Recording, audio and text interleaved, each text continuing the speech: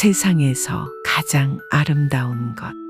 옛날 네덜란드의 아름다운 바닷가에 한 도시가 있었어요. 이 도시에는 보석과 옷감을 잔뜩 실은 배가 날마다 바쁘게 드나들었어요. 수많은 배들에 실린 화려한 보석과 옷감들은 보는 것만으로도 멋진 광경을 연출했어요. 해가 진 뒤에도 불빛이 반짝거리며 도시를 밝게 비추고 있었답니다. 이 도시에서 제일 가는 부자는 어느 젊고 멋진 부인이었어요. 나이가 많지 않음에도 불구하고 큰 부자가 된 이유는 따로 있었어요. 부인의 남편이 병으로 일찍 세상을 떠나면서 아주 많은 재산을 남겨주었거든요. 부인은 도시에서 제일 화려하고 큰 집에 살았어요. 부족한 거라고는 아무것도 없었지요. 그런데 도시에서 제일 행복한 사람도 바로 이 부인이었을까요? 아니에요. 사실 부인은 별로 행복하지 않았어요. 장미꽃이 가득한 뜰을 걸으면서도 값비싼 은그릇에 담긴 수프를 먹으면서도 부인은 후유 하고 한숨을 쉬고는 했답니다. 무슨 걱정거리라도 있는 것일까요? 세상에서 가장 아름다운 것은 무엇일까? 부인은 궁금해서 병이 생길 것 같았어요. 아무리 생각해봐도 도저히 답을 찾을 수 없었어요. 마침내 부인은 마을에서 가장 지혜로운 선장을 찾아갔답니다. 내 배 가운데 제일 훌륭한 배를 드릴 테니 이 세상 구석구석까지 다녀와 주세요. 부인의 배에는 멋진 장식이 넘쳐났고 금빛 나는 돛이 달려 있었어요. 돈이 아무리 많이 들어도 좋아요. 그 대신 세상에서 가장 아름다운 것을 배에 가득 싣고 돌아와야 해요. 지혜로운 선장은 잠깐 생각하더니 고개를 끄덕였어요. 좋습니다. 3년 안에 돌아오겠습니다. 선장의 대답에 부인은 굉장히 만족스러워 보였어요. 선장은 세상에서 가장 아름다운 것을 찾기 위해 금빛 돛이 펄럭이는 배를 타고 멀리 떠났어요. 사람들은 배가 돌아오기를 기다리며 선장과 금빛 배에 대해 이야기하곤 했어요. 금빛 배가 무엇을 싣고 돌아올까? 세상에서 가장 아름다운 게 뭘까? 과연 선장은 약속을 지킬 수 있을까? 약속한 3년이 가까워지고 있었어요. 부인은 백마가 끄는 화려한 마차를 타고 날마다 바닷가로 나갔답니다. 궁금해서 참을 수가 없었던 것이죠. 부인은 누구보다 먼저 선장이 싣고 오는 보물을 보고 싶었어요. 하지만 약속한 3년이 다 되어가도록 선장은 돌아오지 않았어요. 마침내 배가 바닷가에 닿았어요. 약속한 3년이 될 무렵이었어요. 금빛으로 빛나던 돛은 낡고 색도 바랬어요. 선장의 얼굴에는 주름살이 늘어 있었지요. 세상에서 가장 아름다운 것을 찾느라고 바닷길로 세상을 서너 바퀴나 돌았거든요. 부인은 얼른 배 위로 뛰어 올라갔어요. 선장을 보자마자 부인이 물었어요. 그래, 무엇을 가져왔나요?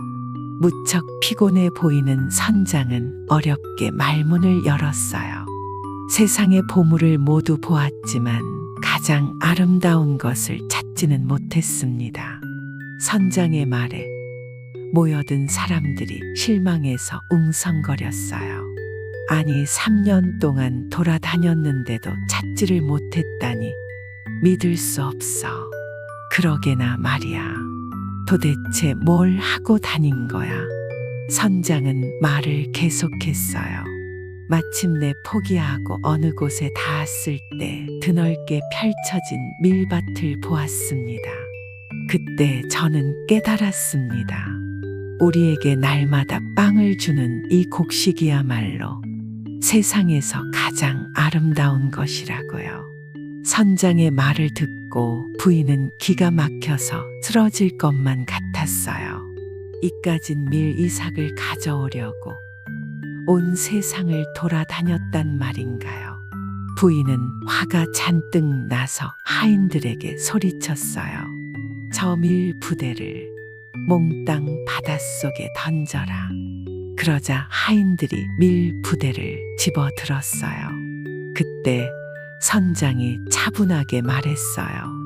세상에는 먹을 것이 없어서 힘들어하는 사람들이 많습니다.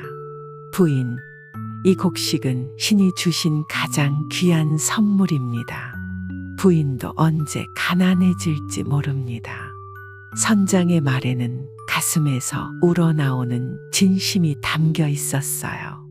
호호호, 부인은 소리 높여 웃었어요. 그러더니 끼고 있던 보석 반지를 빼서 바닷속으로 휙 던져버렸답니다. 저 반지를 도로 가져올 수 있나요? 선장은 말없이 고개를 저었어요. 뽐내기를 좋아하는 부인이 말했어요. 내가 가난해진다는 것도 이처럼 절대로 있을 수 없는 일이에요. 부인은 고개를 꼿꼿이 치켜들고 하인들과 함께 그 배를 떠났어요. 선장은 자리에 주저앉아 바다에 던져진 밀 부대를 힘없이 바라보았어요. 그 뒤 부인은 바닷속에 밀어 넣은 밀 부대와 금빛 배의 선장을 모두 잊고 살았어요.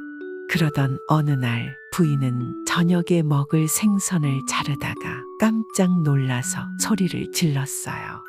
부인이 바닷속에 던졌던 보석 반지가 생선의 뱃속에서 반짝이고 있었거든요.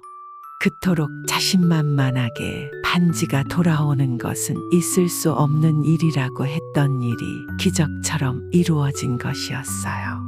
그날 밤 마을에는 엄청난 폭풍이 몰아쳤어요. 천장에 매달린 등불이 떨어질 것처럼 마구 흔들렸죠. 마치 온 집이 통째로 흔들리는 것처럼 느껴졌어요.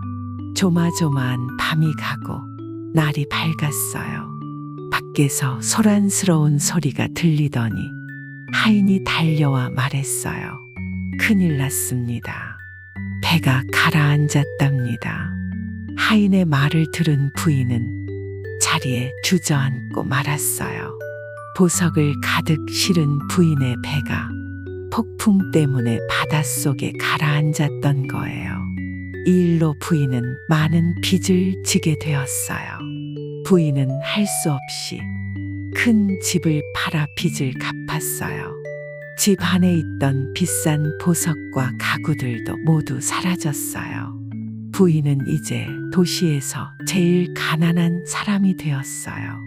그러자 친구들도 하나 둘 부인 곁을 떠났답니다. 부인은 빵 한 조각을 얻기 위해 거리를 헤매고 다녔어요. 버려진 배 위에서 잠을 자고 은수저 대신 더러운 손으로 음식을 먹었지요. 그렇게 세월이 흘렀어요. 부인은 이제 젊지도 아름답지도 않았어요. 부자였던 부인은 그저 가난한 여인이 되어 있었어요. 부인은 자신의 신세를 한탄하며 말했어요. 아, 내가 이렇게 될 줄 누가 알았겠어. 부인은 슬픈 얼굴로 쓸쓸히 거리를 돌아다녔어요. 그러다 해가 저물어 갈 때쯤 밀 부대를 버렸던 바닷가로 오게 되었지요. 바다는 어느새 흙으로 메워져 있었고 황금빛 물결이 출렁이고 있었어요. 밀 이삭이 자라고 있었던 것이죠. 그 모습을 본 부인은 자기도 모르게 이렇게 말했어요. 아, 정말 아름답구나. 부인의 눈에서 눈물이 뚝뚝 떨어졌어요. 그제야 비로소 부인의 눈에 세상에서 가장 아름다운 것이 보였어요. 그것은 바로 눈부시게 물결치는 밀이삭이었답니다.